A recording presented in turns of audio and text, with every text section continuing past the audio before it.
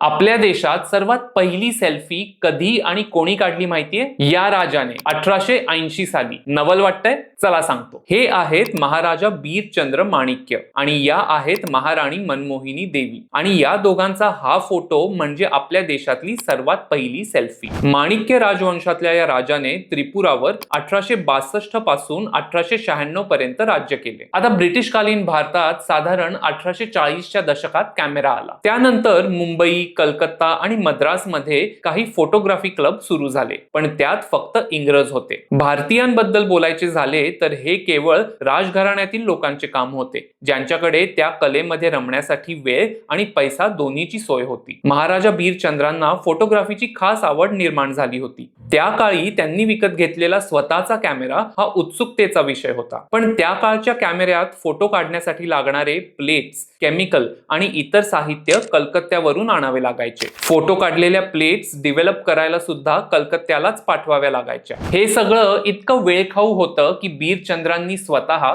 त्यांच्या राजवाड्यामध्ये एक dark room बांधली आणि फोटो बनवायला शिकले. या सेल्फी मध्ये त्यांनी त्यांचा उजवा हात राणीच्या खांद्यावर ठेवलेला दिसतोय, पण डाव्या हातात त्यांनी काहीतरी घट्ट पकडलेले आहे हे दिसून येतंय. ते होते एक लीव्हर. त्या काळच्या कॅमेऱ्याचे शटर चालवणाऱ्या एका लांब वायर कंट्रोलचे ते लीव्हर होते. ते लीव्हर ओढताना या दोघांना कल्पनाही नव्हती की साधारण 150 वर्षांनंतर येणाऱ्या एका सेल्फी ट्रेंडचा ते नकळत भाग बनत होते. हा व्हिडिओ जर आवडला असेल तर सेल्फी ॲडिक्ट्सना ही रील लगेच पाठवा आणि असाच इंटरेस्टिंग कॉन्टेंट पाहण्यासाठी फॉलो करा.